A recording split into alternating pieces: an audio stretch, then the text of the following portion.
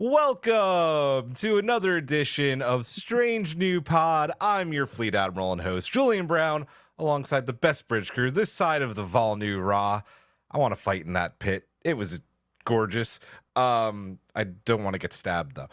Captain Hawk is here wondering if he can use a cloth to cover his ears to cover up the fact that you are, in fact, a hologram. Yeah, I think I need a bit more than a cloth. Would it go I'm gonna be through? so surprised when I'm gonna see him for real. Right. Right.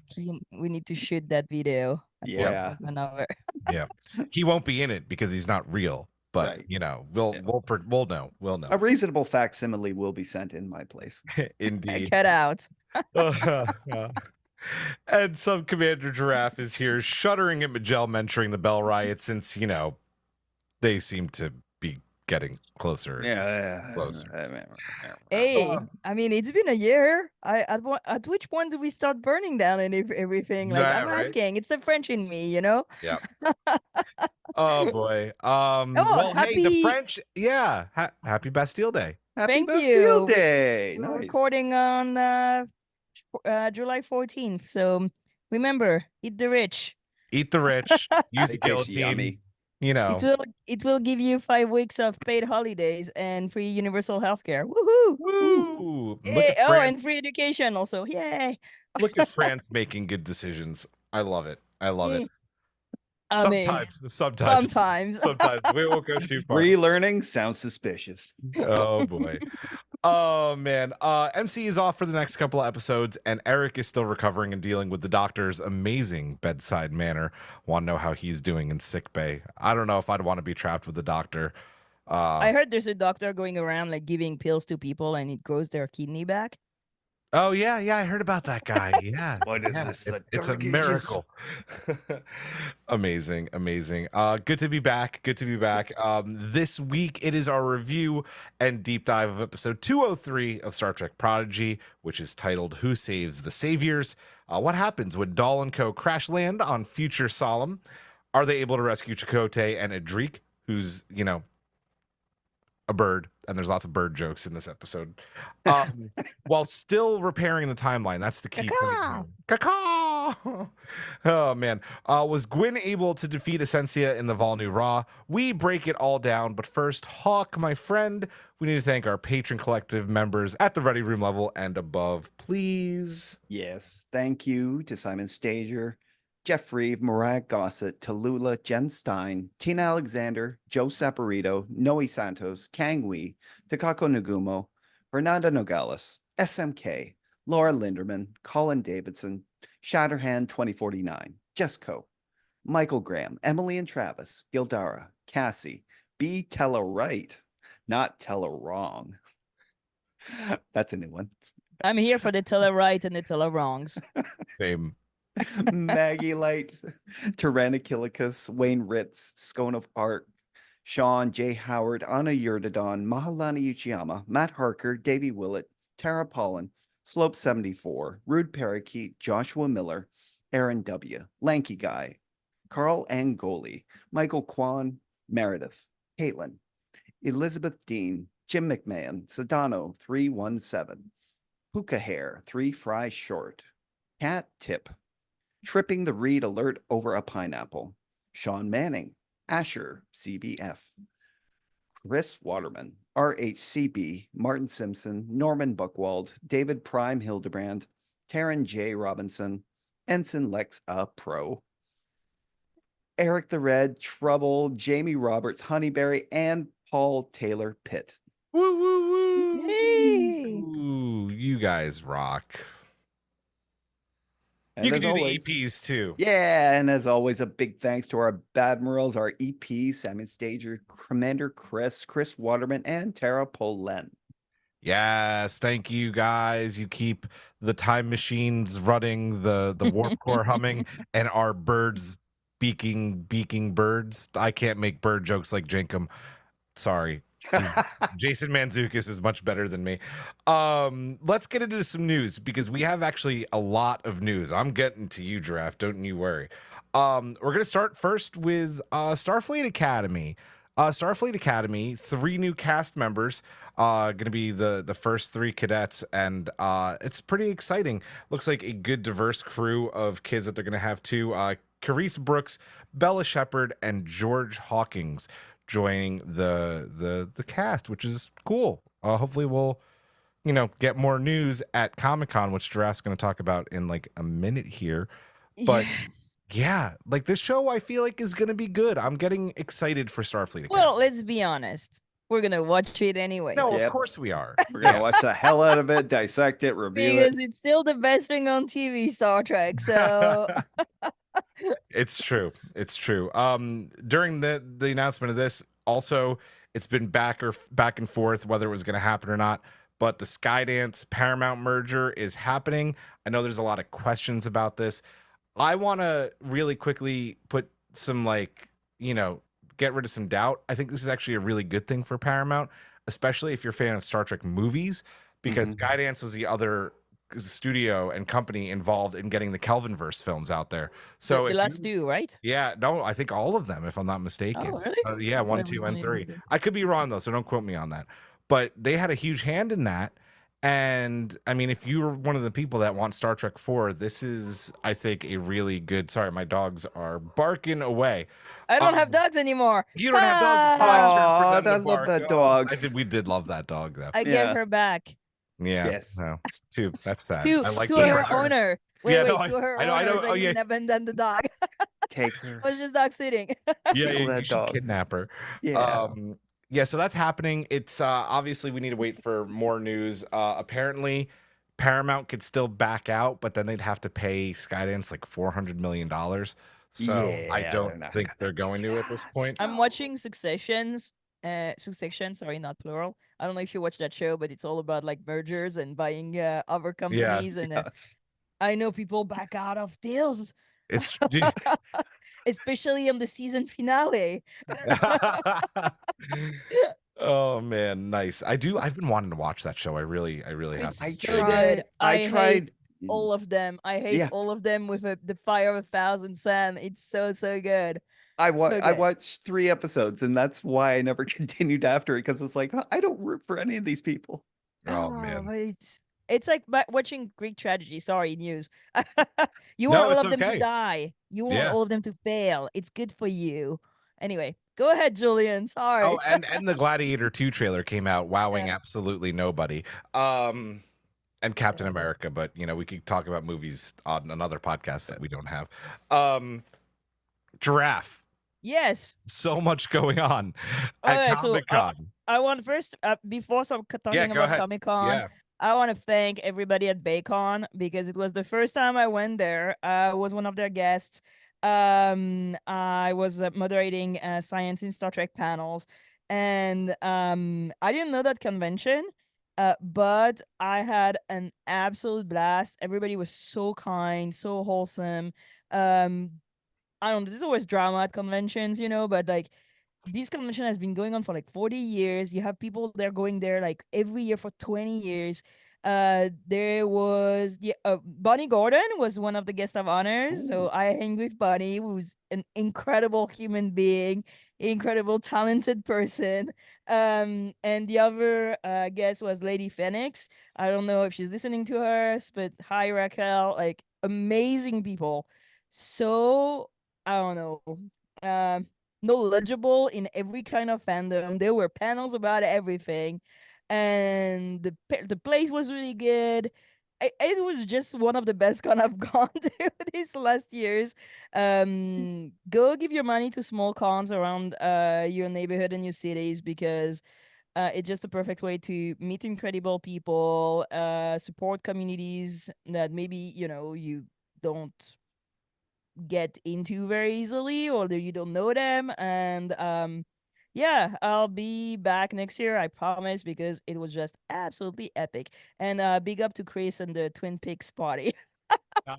If they listen to Oh, Hawk, you would have Oh, loved that. I Yeah. wanted also to say thank you to Emmy Imhoff, who got going all these like women in STEM panels for Bacon, and who invited us. Thank you so much.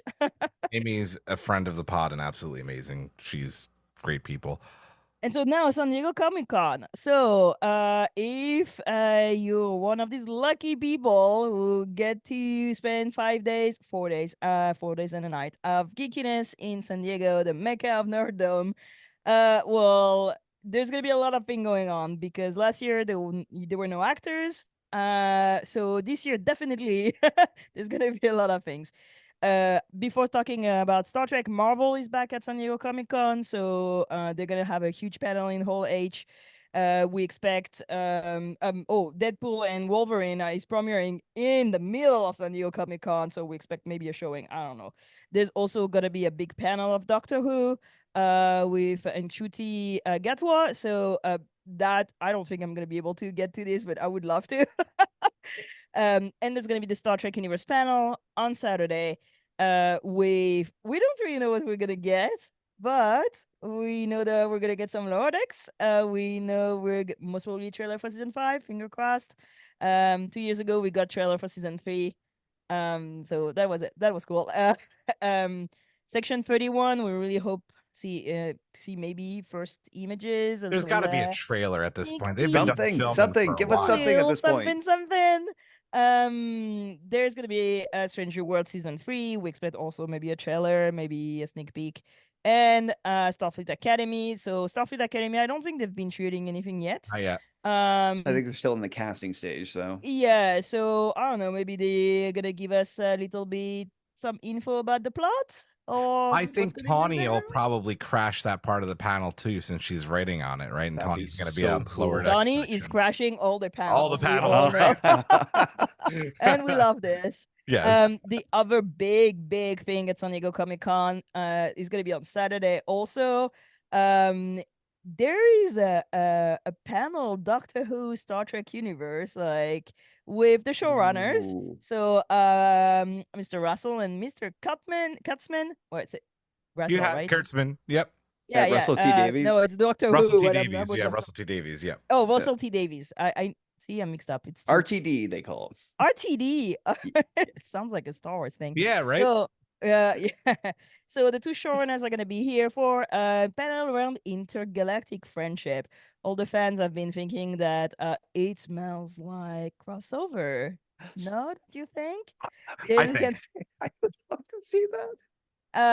I mean, we got a little Star Trek reference in the last season of Doctor Who. I'm not gonna spoil Prodigy, but there's some smells of some tastes of Doctor Who thingies. So we are all very excited about that. There's going to be also a big exhibition in Gaslamp with props and costumes of Doctor Who and Star Trek in parallel. So Doctor Who is a very, very cool fandom. I know a lot of Whovians. I love these people, so I'd be very happy if they were crossover outside of comic books. But let's see what happens. And then on Sunday, the last thing around Star Trek will be the panel Star Trek Prodigy. Kate Mulgrew is going to be here, and Brett Gray, who's the voice of Dahl. That's pretty cool. I look forward to this. I don't really know what they're gonna tell us. I think we're just gonna be here and sharing a love for the series. Oh, I forgot one thing. Jonathan Frakes is gonna be also at San Diego Comic Con on Thursday. Is presenting a new sci-fi series around the work of Arthur C. Clarke. So Arthur C. Clarke. Yeah. Ooh. So I understood you the first time. You did good. Yeah. Well, my nose is like stuffy, so I I know. can't. I don't know how I'm speaking right now. Yeah. Oh, I'll be also. Thank you, Paramount, for inviting us to the lodge. So on Wednesday during preview night, I'll have the chance to preview the lodge for all of you and try all the thingies that they're gonna have. One of the things I heard that we can customize our own Star Trek. It'd be like a t-shirt. replicator, right? It's Yeah. gonna be a replicator. So yeah, thank you so much. And I have to say that Star Trek is like some licenses, and CBS has been like helping us like getting into this thing, because you can imagine then going into the whole H is a whole thing. It's really complicated, and yeah, that's great that they give us opportunities to make it a little bit easier for us. Yeah, love our relationship with Paramount. We're not just saying that because we're shills. Like, legitimately, like the people that we work with in email, like Jennifer and Lee, like are great human beings. Like, no joke. Like, gotten to meet them in person. Um, they love this fandom. Like, yeah. So good stuff. Good stuff. I think that's it. Besides that awesome hat you're Oh, wearing, if Giraffe. you're Oh, go ahead. if you're at San Diego Comic Con and you're a Trekkie, I highly recommend that you join the SDCC away team. I'm wearing their shirt. Cool shirt. Yay. Look at that shirt. They're a group of fans. They organize meetups. They go together to things. They help each other, like just getting to know what to do at San Diego Comic Con. So, if you're coming and you're Trekkie, join their page on Facebook. They're gonna be a great resource for you, and they're also very, very nice human being. Yes, is the heart of the group. Be nice to her, or I will find you. And yeah, my hat now. Go Yeah. ahead. Yeah. It is. I love that. I do love that hat. I definitely have had people on our Discord also be like, yeah, I've had people stop me and thank me for my service wearing that hat. So it's funny. In San Diego, it happens a lot. A lot, but that is Yeah. the awesome USS Enterprise hat from Heroes and Villains. You can use our code STRANGE and get 20% off your first order over there. We love what they do. I think it's time to get into the Strangely Loop. Should we do it? Yeah. Let's do it. So, if you needed to disguise yourself for making unnecessary changes to the timeline, what would you do to blend in? Oh, actually, that's an easy question. Okay. Pick a generic guard uniform. Generic guard. Beat up a uniform. guard, take the uniform and that. It always in Star Trek, it seems to be a given that the guard is always seems to be wearing some sort of helmet or face shield or something like that. So definitely grab a guard, beat them up, take their uniform, blend in. I I'd like wear a it. durag. Yeah. You just do the Tuvok durag. The Tuvok durag because it's a great episode. First of all, so It is a good episode. I love that one. you don't know what I'm talking about. I think it's oh, I don't remember the name of the episode. I don't remember the name. It's the one where they go to LA and there's It's Sarah the LA Silverman. one with Sarah. Yeah. Yep. Sarah Silverman. Yep. Wow. Well, Future Imperfect. Not Future Imperfect. no. It's something past time something. Yeah. Yeah. It's a great episode. Anyway, it's a great double episode. Double actually. episode. That's right. Yeah. So yeah, that's what I do. No, That could be your answer. I don't mind. I'd go and steal clothes from that Canadian shop. Oh yeah, there you go. Yeah. Oh, What's the name of the shop? The archaeology. Are you talking about the one in Stranger Worlds? Yeah. Yeah. What's Uh, the name of that shop again? the Where they go and buy clothes the- and everybody was like, Threads in Toronto, right? Was it Threads? not Threads? We have a we went by Canadian the here. What is door. he I'm doing? trying- Hello. Hold on. Roots. It's Roots. Roots. All It's right. Roots. That's the clothing shop. That's- Yes. It's- Sorry. I thought you were talking about going to visit Palia in Vermont. That's my bad. No, I'm Yeah, that's icky where my about, mind went too. So I'm icky about archaeological theft. Yeah, that's fair. That is fair. I will never get over that. So yeah, I'll go and dress at Roots. There you go. Dress at Roots. I like it. I would shave my beard because I look like a completely different person. I would shave my beard and I'd grow my hair out and I'd be fine. I think no one would know who I am. I think the moment I open my voice, there's no. Okay, fair. Fair. But like if we're like people aren't looking for us specifically too though, it's you know. So I think I'd wear a durag. I think see, my first answer was great. I liked it. Oh man.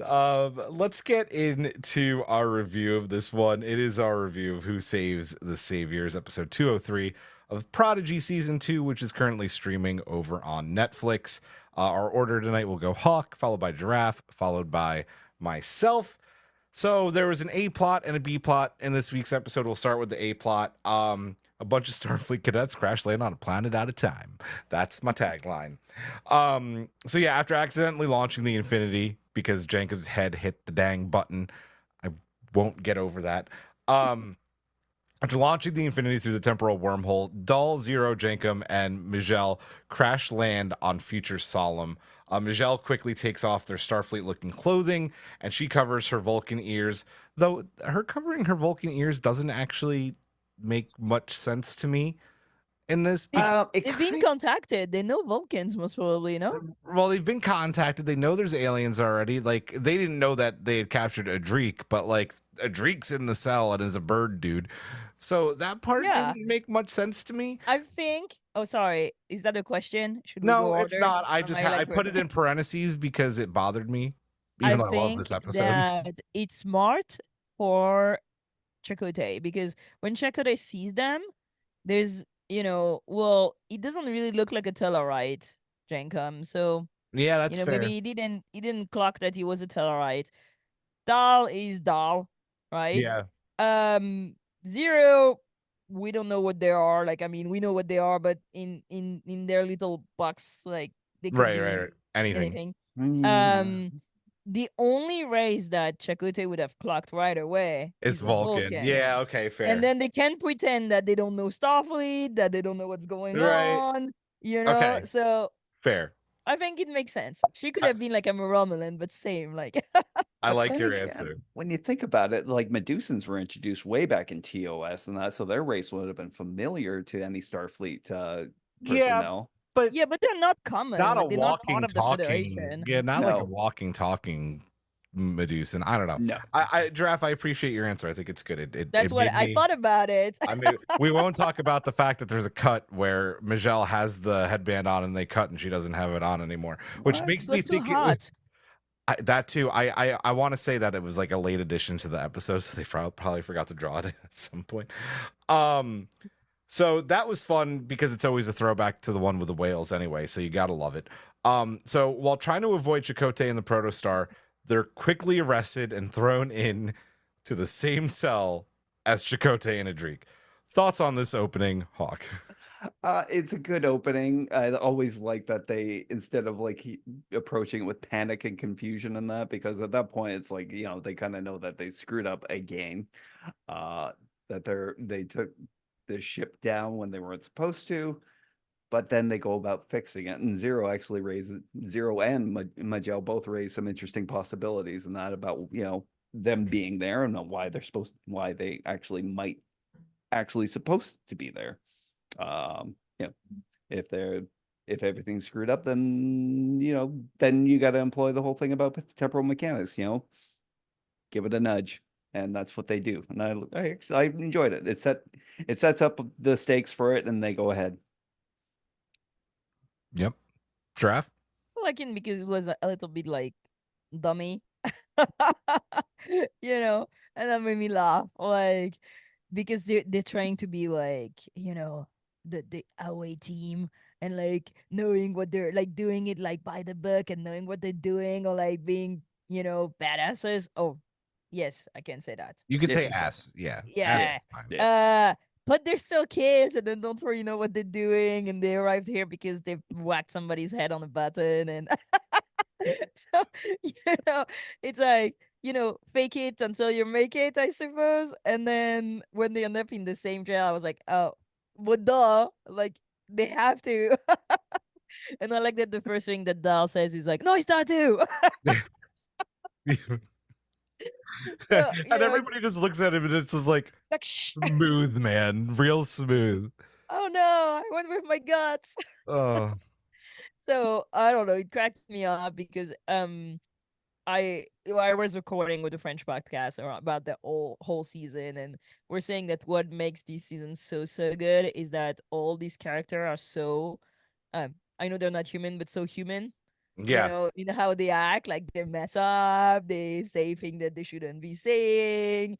They kind of pretend they're smart when they're not sometime, or like, so all this like side little conversation is what really makes the show. And it just like the opening just cracked me up. I know it was supposed to be like super like tense and like, oh my god, what is going to happen? But I had fun. Yeah. Well, that's the thing. At the end of the day, like, we talk about there's been a few people online who've been like, this is the furthest thing from being a kid show, to which I would say, like, I disagree still. This is still a kid show. And these tense moments, making them have, like, you know, some comedy in them, make them better for kids to be able to watch. So I had a blast. Even though I needed Giraffe's amazing explanation about the headband, like, it was still great because, of course, you love a throwback to the voyage home, right? You know, getting thrown in the same cell, like you're trying to, like Giraffe said, like trying to do everything right, and then just like bam, you're put in the exact spot that you don't want to be. I don't want to sound like I didn't like this episode, because I actually really did enjoy this episode. But my biggest gripe with this is, at that point, why don't you just tell Chakote, here's the deal. We need to get that ship out of here. You need to not be on it. Can't. I think they can, no? No, they can't. That's what like Marshall explained at the beginning. It's like temporal mechanic. Well, the thing is that I think they could, but the problem is that they're just fresh out of school and they're like, I read the book, and they've all read the book except Dal. And the book says that if you time travel, you should not say anything, and you should hide where you are, and you should not. And so that's what they're doing, Which, to you know, an extent that is hilarious. Which is just like, I go back to Endgame, and like Janeway broke like every possible temporal mechanic rule, and the timeline ended up okay. Like I tried to think of all the reasons why they couldn't tell him in my head, and none came, simply because the whole plan is to take him with them. They could, but they're acting by the book, know, and they're acting because by the like they're book. kids, they don't think forward in that. And I know. And Majel is gonna be mad after if she Yeah. do. They'll be like, she'll be like, well, Yeah. that's not what they're supposed to be doing. Because like at that point, Majel is still just that side character who just happened to fall in with the group. Yeah, no, and that's her exactly. mere circumstance in that. So she's the most Starfleet of them at that They point. they also look up to her a lot because she's like Nova Nova Squadron. Squadron and all this, and she read the book. And Gwyn is not here. And I think that's very important, because usually they'll listen to Gwyn to do whatever Gwyn says, but Rocktack and Gwyn are not here. So basically they fall on the other mom, which now is Michelle. And Doll even makes a joke about that in the next episode. Like, God, you're almost as annoying as Gwyn, or something along those lines. Yeah. Anyway, no, I did love that they just ended up in the same cell, and Chakote and Adrik are like, huh? It was great. So moving on to the next point, realizing that it makes more sense to work together, Adrik and Chakote show the gang they hit a tricorder. Jankum cannot stop this guy. This guy who I've just fallen in love with now. Cannot stop making bird I have jokes. a 0. Yeah, I have 0 here too. Nice. Mine is all signed, so I can't open it, so I can't play with it. They take this dude's hand too, which is super rude, by the way. He can't stop making the bird jokes. Eventually, Chakote even likes one of them. Anyway, that happens. But Jankum, even though we know him so much as like comic relief, shows his engineering skills again. Breaks them out using his stolen prosthetic, which I also think this is cool. Like, this show is showing someone who does have, a disability, right? Like, is missing a hand and still being able to thrive. And I think that's really cool to put into a kid's show. I love this. Did anybody else get Thing vibes from this, by the way, like from Adam's family? I didn't really have a question here, but like, what did you think about like Adrik and Chakote working with Jankum here? Hog. This was a great scene because of those conversations that we were talking about. It was like, trying to appear professional in that, and trying to follow the rules and that Starfleet laid out for the temporal mechanics, but still stumbling over themselves because they're meeting Chakote, and yes, Jankum Pog is definitely growing on me in that. It's my second rewatch of this, and it's like sometimes like I'm a big Jason Mantzoukas fan, and that from way back to the League, to him on Brooklyn Nine-Nine, and like just those like super outrageous, Derek, Good Place, super outrageous, super out funny, like definitely not Family Side. Part of me always felt he was a little restrained in the role, but at the same time, every time I watch him now, like in Prodigy and that, his character just keeps growing on me more and more. And that, like the bird jokes, come on, didn't mean to ruffle your feathers. And it's like, it's all on purpose. It's funny, it's geared towards kids. I love him. He's great. and they're breaking them out with Adrik's, shall I say Tricorder. yeah, but I'm trying to think of the words. I think they call in prison they Try call something, something. Try it blah but no, blah. I'm I don't thinking know. of the prison term when you're like, you smuggle something in. I think they call it squirreling it in. Oh yeah. So the squirreled in tricorder and that, and he's like, give it to me and that, and you couldn't see where it was going until like the hand comes to life. That whole scene was great. The animation's beautiful. I love the scene. Love it. Nice. Giraffe. We're doing non-spoiler reviews, right? No, we're doing full on spoilers. Yeah, it's all Oh, out okay. there So now. I can speak about what happens after Oh yeah, this episode. we're good, especially in the next episode. We're gonna talk about like what happens in future episodes. Yeah, you could talk about the future. Yeah. Oh These are- yeah, yeah. I not People should not know really. that by now, That's but we could I say was that wondering. these are all the episodes coming up from 3 through 20 are all spoiler reviews. So if you didn't know that, go finish Prodigy and come back. Well, I love to see a Drake because I think he has like such the character design is so interesting. And I know we had bird people in Lower Decks, but they didn't hit the same way. No.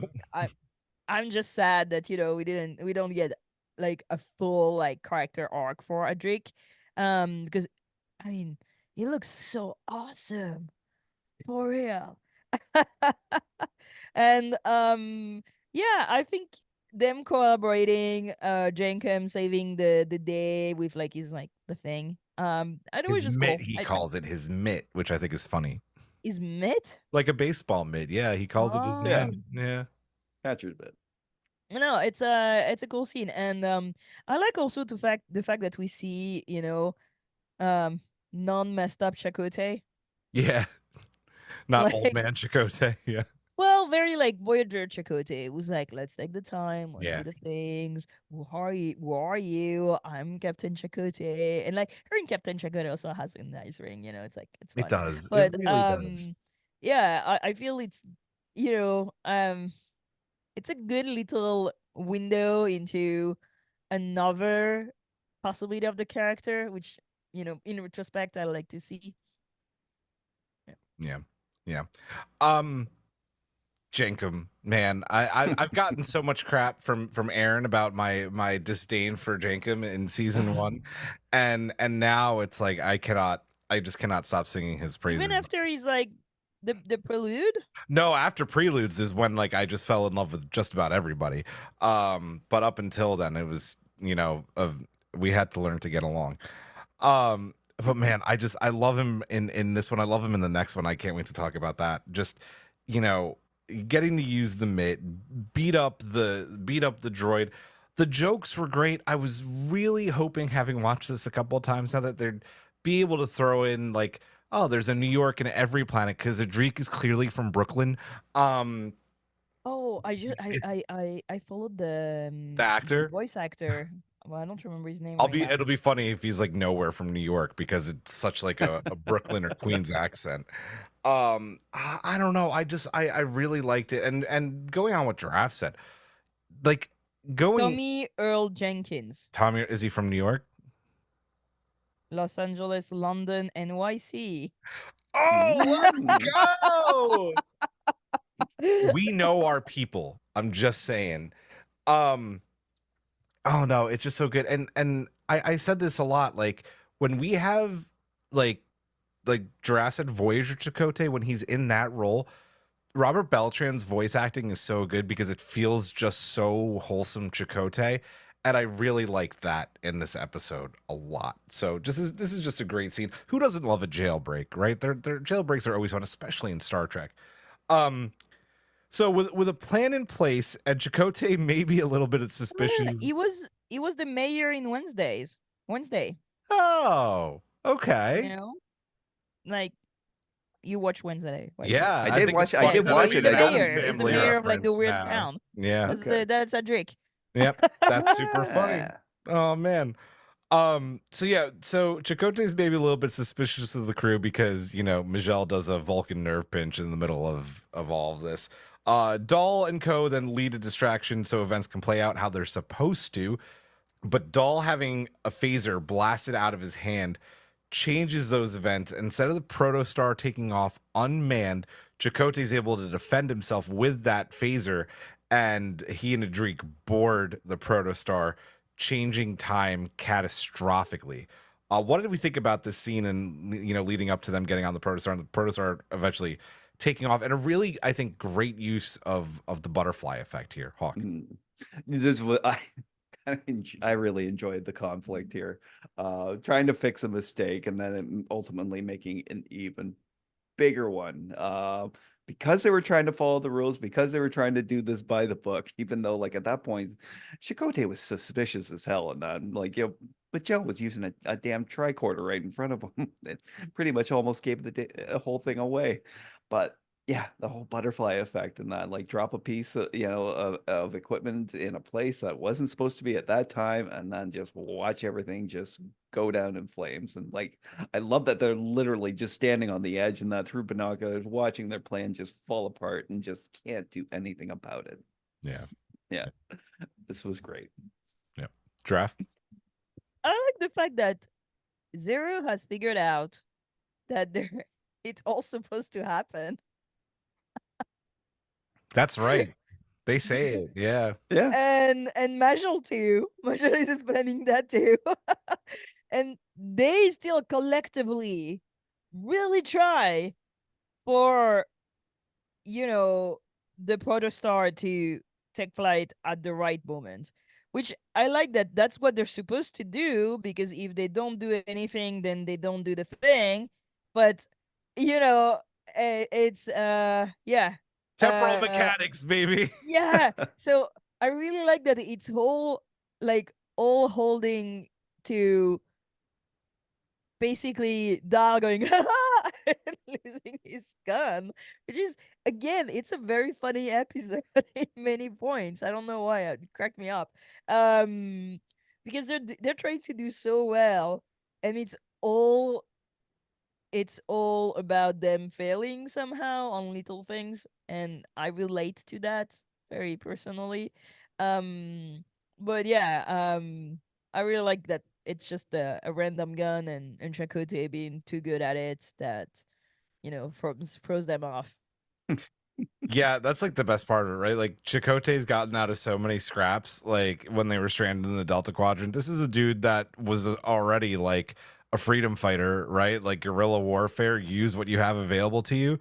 So yeah, the minute that he sees a phaser, he's gonna pick it up, because this is what he had to do with the Maquis. It's actually like, this is great storytelling for Chakotay's character. Like we like Chakote, and I'm like, I've always been a Chakote fan. Like Chakote fans really got to eat for Star Trek Prodigy season 2, and it makes me so happy. But yeah, it's just the butterfly It's a effect. sequel to Voyager. Yeah, it is. It really is. It really is. No, it's great. Like literally, and I feel like later on too, they try to like blame this on Dahl a little bit, and it's really not his fault. Like like you said, Jeff, they're doing everything that they're supposed to be doing, and yeah, just one little thing. The butterfly effect is a B. Well, the question there's is, a like, pun can there they somewhere. really fail then? Or Yeah, is that plot armor? No, they could fail, like if they had just not gotten, well, okay. So if they don't get involved at all, then and don't get arrested, then maybe it does go off the way it's supposed to. But then maybe No, because we no, know from another episode that it's not the that it's case. I know it's not the it's really weird. So It they may it have to might get be involved, because if they don't get involved, then it doesn't happen, right? That we right, know that in episode 13 or 14, right? right, But then when they get involved trying to do the thing, they have to fail a certain amount for it to happen, right. right? Yeah. But they can also catastrophically fail and for it to not happen. So basically, they are fretting, or like they're failing, and every time they're like readjusting, so it works. So I think that's the thing, is that I every think time that they fail, they like readjust. And they were under time constraints. They say it in there that it's like the protostar's got to be in the air in 1 hour, and Adrik was not. Like, he didn't have a plan. He had a tricorner stashed away, but that was it. He didn't have a plan, and he wasn't willing to make an attempt at that point. And so Yeah. they had to really rush things along to get that going. I mean, One more go thing. ahead, Og. Yeah, go ahead. Yeah, when they realize like how badly they screwed up and how Chakote is not supposed to be on there, Dahl, for someone who hasn't read hasn't done the required reading for his course, puts it together pretty quick that Gwen's in big danger. Yeah, 100%. I think the other possible way that this goes catastrophically wrong that would screw everything up, and then we have a very different series, is if Chakote picks up that gun, starts shooting, and that makes him a target, and he's the one that gets shot. That also changes things. Then things are bad news. Like, so it definitely could have gone a much worse way. It didn't. It goes the way, as we find out later, it's supposed to go. But yeah, interesting. I love this episode. Let's talk about the B plot, which is the Vol Nu Ra. Asencia is trying to make plans for Solum's future and basically, have them come inward and not look out into space. But Etheron approaches the council with Gwendala and proves that she's a true Volnicott by way of him being her father. Gwyn challenges Asencia to the Vol Nu Ra, and the two have this very awesome and just beautifully animated battle in that pit. It reminded me, Hawk, you've played Destiny. Yes. The elevator that goes up in Shadowkeep, like when you have to. You know what I'm talking about. I know exactly what you're talking It was about. really cool. Yeah. But yeah, so they have this beautifully animated fight sequence, and Gwyn wins, right? She's defeated Asencia basically, but she begins to go out of phase because of the events of Dahl and Chakote and Adric and everyone.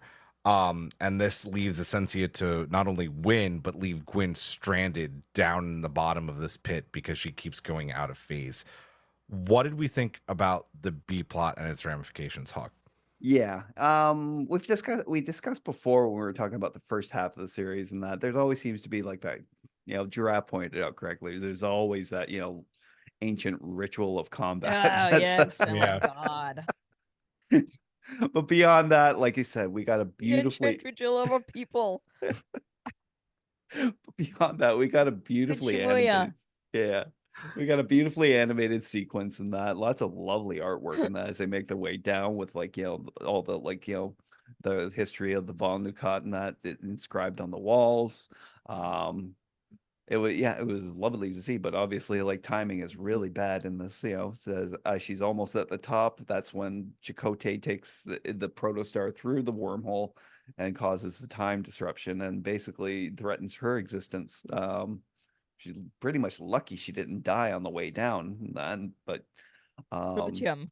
yeah, Protium saves her, Yeah. and her attunement to it. All of this while trying to prove to everybody that she is true Volnicott, and which we know she is from the beginning. Her dad's, Itheron steps in and it's like, this is my daughter, and proves it. And they still have to go through this stupid ritual. And Asencia makes her way out of the pit, and that whole thing. She's like, she's not even trying to stop a civil war at this point, and that she just wants to make sure that the right side wins, and the right side, and that she wants power too. Yeah. So like I said, a little obviously very tropey for Star Trek, but it was fun to watch nonetheless. Yep. Giraffe. Okay, so as much as I'm a sucker for the Volnicott, I like their design is so cool. They look so cool. The language is so interesting. I was a bit disappointed that they just have hieroglyphs, like Egyptian, so they have like this side. I'm like, okay, it's just to tell you that they're like it's advanced, something like this. I don't know.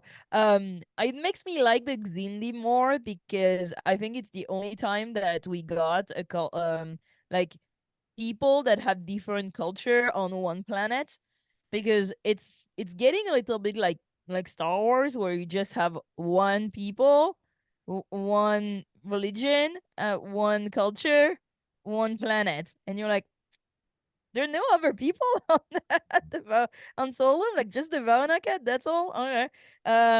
Well, we talked about the entrance ritual. I'm not gonna talk about this again because whatever, and it is what it is. I thought it looked super cool though, except for the hieroglyph part. I like the fact that there's a moment where Gwyn definitely forgets what she's doing here because she's like looking, that's where the heirloom comes. And the other one is like, Yeah, right. Like and she goes straight like up trying to murder Matrix. her. Yeah, yeah. So I like that. I like that the curiosity and her, interest for languages, like just like take her out of what she's supposed to do. Sure, they're gonna have like to Tsunkatse, in the pit. Tsunkatse for the listener, the Voyager episode where Seven has to fight the Rock Yep. in a pit. Oh, yes. So Yep. yeah. That's what I Tsunkatse. It's everything I call like people fighting in a pit. It's Tsunkatse. Like Star Trek loves having I'm gonna people steal fighting that in a from you and pit. start using that. Yeah. So they're fighting in a pit. I think the fight sequence was really cool. Yeah. Like it looked really, really cool. They've done very good fight sequence in this Yeah. season too. But then yeah, it's like everything happens at the right moment. She does a Back to the Future and like phases out but she doesn't Marty die. McFlies. Marty McFly. What is it the song that he's singing when he's phasing out? Is it Go Johnny Go? No, Go. it's a Go, slow Johnny, one. go, Earth go. Angel. Oh, Earth Earth Angel. Angel. That's right. Yep. Your kids are gonna like it. Yeah, that's right. Yeah. So maybe a little hard for you right now. So yeah, I feel like it was a cool sequence. It was like it looked cool. I love Asencia. We can say that the actors of The Good Place are having a very good Right. year. Great year right now. Listen. I'm We're here for eating well that. with Acolyte and Manny Jacinto. Is that how you pronounce his last Manny name? Jacinto. Jacinto. Jacinto? Yeah. Oh man. Jacinto? Woo, woo. Isn't it like I don't know? We have a resident Filipino on this podcast. We should We ask do. We him. should. Yeah. So yeah, I love the Asencia. I think Asencia is great. I know Aaron is gonna tell me I'm wrong, but I don't care. I think she's suffering from displacement syndrome, like No, Georgia. we talked about that. I kind of agree with you. Yeah. Because she's going slowly and slowly more insane throughout the show. So yeah. Yeah. And then yeah, Plotium, she didn't die Yep. Didn't die. because Plot I armor. don't know, temporal mechanics. Yeah. Yeah. I can't really add much to that. The only thing I'll say is that I really like, the fight with the heirlooms just because it really is it's like a preview of what you're gonna get in 219, right? It kind of this battle flows beautifully into their final battle, right? With Gwyn getting her heirloom back and getting all the power of the Volnikat. Like it's a very I really like the setup, because one of the things that we complained about was after this episode, we're not on Solum until For a long ass time. yeah, like what 214 and on, then we're kind of back. But Yeah, Ascension. No, not even. yeah, Not even 214. 214 is Ascension, no? yeah, For like so 14, no 215 or after. 216, right? Yeah. So yeah, it's a bit, and I'm still glad that we got to have what we did in these first, it was episode 2 and 3 that we really got to see Solomon, until not really seeing it again until the back half of the episode season, so back third of the season. I want to say something is that I like the fact that they're not trying to explain the heirlooms, and they don't go all sciencey on like what it Right. is and It's what just mineral. It's yeah. like it's the Force, okay? Yeah. I don't need science explanation. Yeah. Agreed. So no, I really like this. I really like the fact that just a thing and everybody accepts it, and it clearly represents something for their own lineage. Oh, can I add one more thing? I'm gonna go out a bit, but like Yeah. Absolutely. I like the fact that I was thinking about this with talking about this with the French podcast the other day, and we talked about the arc of Gwyn, and I like the fact after my fourth rewatch of the season that she is the exact opposite of Dahl in her research of identity. Like Mhm. she knows who she is. She's a Vauna cat, right? She knows the language. She knows the culture. She looks like a Vauna cat. She's been raised to be the Vauna cat, right? For a very long time, she was the only Vauna cat. She has her heirloom. She'd been like raised to like embody that culture, and then she gets there and she has to fight to be recognized and accepted. And people think that, she's not really a Vanakat, she shouldn't be here, she's dangerous, and she fails to adapt to that culture at the beginning, and that's her whole quest of like being a Vanakat and being seen as a Vanakat by the other Vanakats. When Dal doesn't have that, right? He doesn't have a culture. He doesn't have a culture, a race, a species. He doesn't have people. He doesn't have family. He doesn't have heirlooms. He doesn't have heritage, and they're both looking for who they are. And Gwyn is supposed to be the one who knows, and she actually didn't. And I thought it was really cool that, she discovered that ritual. She doesn't know what it is. She almost wins, but she needs to fail because that's not how she's going to become a Vanakat. Right. Yeah. No, I love that. Love it. Final thoughts on this one, guys. We're there. 22-minute episodes changes the length of our. That's already over. Yeah, I was like, that's it.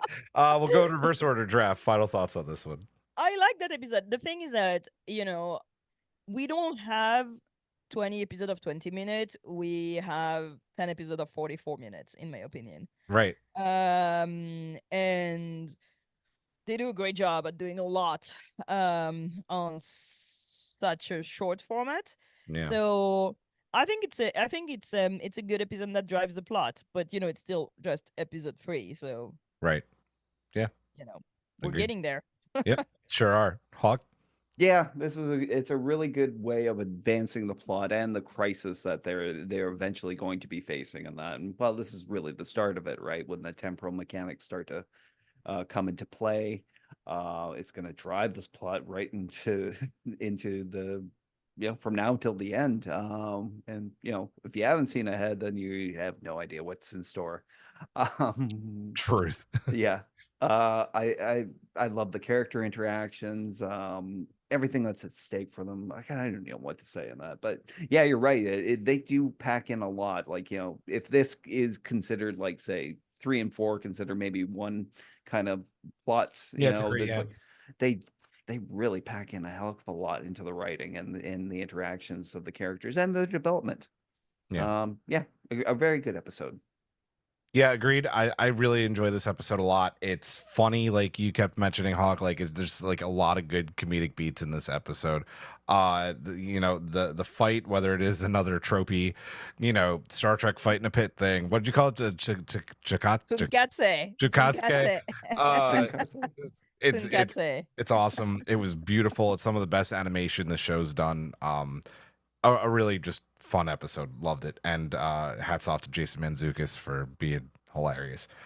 We have one mailbag. I'll let you two decide who wants to read it. And yeah. Yep, there it is. All right. Trouble set me free. Trouble wrote 203 had me on the edge of my seat. It was hilarious and fast-paced. I loved the endless amount of puns, and the battle between Gwyn and Asencia was epic for a kid show. Seeing Gwyn almost make it only to start phasing out of existence was tragic and had me screaming at Dahl for not reading Temporal Mechanics 101. Indeed. Very true. Very true. These are gonna go quick, some of these, like we just said, but that is the end of the road for this one. What kind of trouble are they gonna get into next week? Come and find out for our review of episode 204, which is aptly titled Temporal Mechanics 101. So join us for that one. We'll see you then. For Hawk, for Girafe, I'm Julian. Live long and prosper. Majram, sarcastic Vulcan salute. Good night.